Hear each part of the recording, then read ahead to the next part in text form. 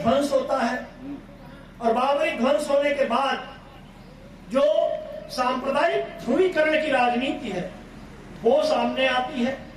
और 1991 में मिस्टर मनमोहन सिंह के फाइनेंस मिनिस्टर होने के बाद आपको पता है कि जो उदारीकरण का दौर चलता है उसमें भूमंडलीकरण से प्रभावित हमारी आर्थिक नीतियां बदल जाती हैं। जिस ग्लोबल शब्द का आपने इस्तेमाल किया अभी, ग्लोबल और लोकल, वो ग्लोबलाइजेशन का दौर है जिसे हम भूमंडलीकरण कहते हैं। और उधर स्त्रियों के सवाल और दलितों के सवाल भी साहित्य में मुखर होने लगते हैं। तो एक दौर जिसमें स्त्री विमर्श, दलित विमर्श, भूमंडलीकरण, जाति के सवाल, सांप्रदायिकता के सवाल और पूंजीवाद के सवाल, बाजारवाद का सवाल बड़ा बन के आता है, उस दौर में अखिलेश का लेखन आगे बढ़ता है।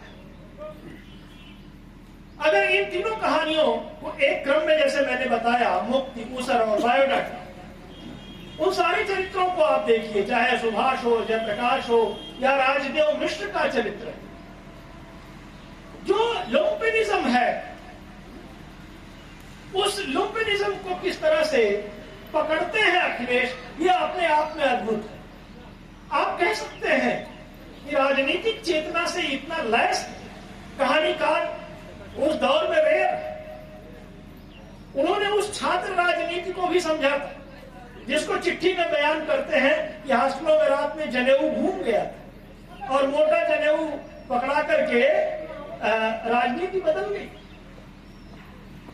उस छात्र राजनीति के दौर से लेकर के जो छुटभैया पॉलिटिक्स, दलालों की पॉलिटिक्स, विधायकी की राजनीति और संगठन में पद लेने की जो लिप्सा है, जो राजदेव मिश्र की लिप्सा है बायोडाटा में, वो सारे संदर्भ अगर एक कहानीकार में एक साथ देखने हैं, वो एकदम गवई पॉलिटिक्स से लेकर के स्टूडेंट पॉलिटिक्स से होते हुए पूरे राष्ट्रीय, अंतरराष्ट्रीय स्तर की राजनीति को अगर समझना है तो आप अखिलेश के पूरे कथा साहित्य को पढ़ेंगे।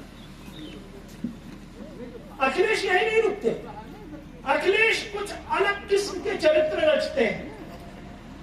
शापग्रस्त का नायक नौकरी में सस्पेंड होना चाहता है, अब वो प्रयासरत है कि वो सस्पेंड हो जाए। पैसा कमा लिया है, 3 लाख जमा है, उसके ब्याज से चलेगा खर्चा।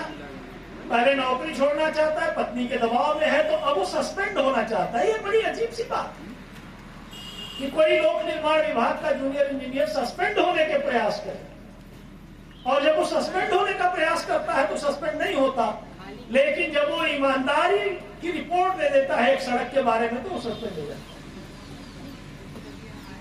और फिर 112 साल की बुढ़िया उसको बताती है कि सुख को समझना है तो पहले दुख को समझो, और दुख की तलाश में जब वो निकलता है तो उसे लगता है कि मैं तो दुख को आत्मसात ही नहीं कर पा।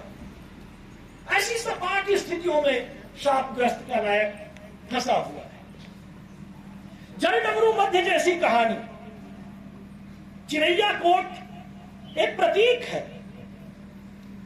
चिरैया कोट से सहायक बाबू के जाने के संदर्भ सांप्रदायिक है या दुकानों के ज्यादा खुलते जाने के हैं, ये सहायक बाबू के लिए एक बड़ा संदर्भ है। लोगों की अपनी अपनी समझ है कि वो बाजारवाद से छोड़ रहे हैं या सांप्रदायिकता के कारण छोड़ रहे हैं। उसी कहानी में चाची भी हैं, उसी कहानी में 2 युवा चरित्र भी हैं जो दिल्ली में। एक कहानी जलडमरू मध्य, गांव जहां बड़ा सा मकान है, चाची रहती है, कस्बा चिरैया कोट और महानगर दिल्ली, तीनों को अगर एक साथ एक रैखिक तरीके से आपको देखना है और उस बाजारवादी दौर में महानगरीय सोच को पकड़ना है, सांप्रदायिकता और बाजारवाद के दौर को केंद्र में रखते हुए, तो आपको जलडमरू मध्य पढ़नी चाहिए। बहुत सी कहानियां हैं, क्योंकि कहानियों पे ही बात नहीं रखनी है और अन्य वक्ता भी है, तो मैं कुछ कहानियों को छोड़ रहा हूं। लेकिन एक बात कहना जरूर चाहूंगा कि चाहे वो श्रृंखला का नायक हो जिसकी आंखों में समस्या है, चाहे वो ग्रहण का राजकुमार पे ठगना हो जिसकी समस्या है, चाहे वो बायोडाटा में राजदेव मिश्र का वो बेटा है जो लार ग्रंथियां ही उगलता रहता है। कुछ इस तरह के चरित्र अखिलेश रचते हैं जो कहानी में नायक को अपदस्थ करने की प्रक्रिया है। एंटी हीरो कहानी में अखिलेश नायक को अपदस्थ कर देते हैं। जरूरी नहीं है कि नायक बहुत सुंदर हो, धीर हो, उदात्त हो, बहुत बलशाली हो, जरूरी नहीं। एक विकारग्रस्त व्यक्ति, एक शारीरिक रूप से या मानसिक रूप से या दिखने में विकारग्रस्त व्यक्ति, या ऐसा व्यक्ति जो बेहद आम हो, बेहद साधारण हो, बेहद टुटपुजिया हो, बेहद चालाक हो, धूर्त हो, काइया हो, उस तरह का व्यक्ति जो बने बनाए खांचे के नायक के पूरे चरित्र की निर्मिति से अलग हो, उसको नायक के पद पर आसीन करके अखिलेश नायक को कहानी में अपदस्थ करने की अपनी एक नई परंपरा भी 80 के बाद के कथाकारों में चलाते हैं। ये भी मार्के के तौर पे इनकी कहानियों में समझे जाने की जरूरत है। निर्वासन इनका उपन्यास आया, उसके पहले अन्वेषण आ चुका। अन्वेषण भी आप पढ़ते हैं तो फिर से आपको इलाहाबाद जाना पड़ेगा। और निर्वासन ही वो उपन्यास है जिसमें संपूर्ण कहानियां प्रकाशित कराने के लिए इनको राजकमल प्रकाशन को स्वीकृति देने के लिए बाध्य किया। अखिलेश संपूर्ण कहानियां के कुछ अपनी बात में लिखते भी हैं कि अब जब मैं कहानी लिखने बैठता हूं तो लगता है कि वो उपन्यास के शक्ल में चली जा रही, बड़ी हो जा रही, तो कहानी एक तरह से रुक गई। तो रुकी हुई है तो संपूर्ण कहानियां आ गई। अब कोई कहे कि भाई 62-63 साल में समग्र शब्द जो है वो गड़बड़ करता है, कि क्या यही समग्र है? नहीं, ये समग्र नहीं।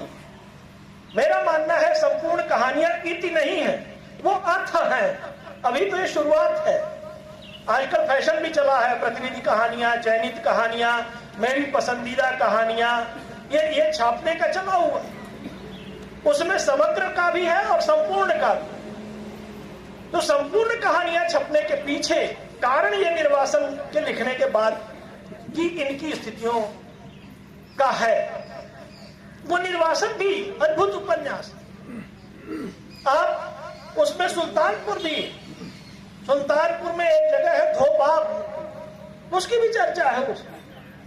और सुल्तानपुर से निकल करके जहाजी लोग जो विदेश तक जाते हैं और वहां से लौटा हुआ आदमी भारत में किस तरह से किन स्थितियों में है, ये पूरा वो उपन्यास बयान करता है। उसके निर्वासन नाम से बहुत कुछ चीजें वहां जुड़ती। और उसी उपन्यास में आचार्य बृहस्पति जैसे विलक्षण चरित्र भी हैं। फिर वही बात कि अखिलेश के पास जो भाषा है, जो चीजों को बयान करने का चुटीला अंदाज है, वो अद्भुत है। आप कथा रस में डूब जाएंगे।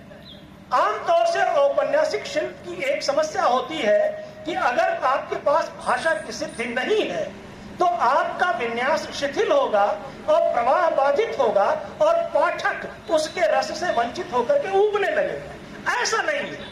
अखिलेश जी की कहानियों को, अखिलेश जी के उपन्यासों को, दोनों को, या उनके कथेतर गद्य को अगर आप उठाते हैं तो शायद आप अलमारी से निकाल करके उसको यूं पलट रहे हो और आप भूल जाए कि अरे आप तो अपनी ही अलमारी के सामने आधे घंटे से खड़े हैं।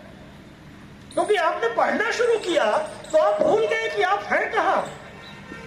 आप तो पढ़ते ही चले जा रहे हैं। अभी तो आपको किताब निकाल करके बैठ करके पढ़ना था, लेकिन नहीं। वो ताकत है भाषा की, वो विन्यास की ताकत है जो अखिलेश के पास है, जो आपको पढ़वा ले जाते हैं।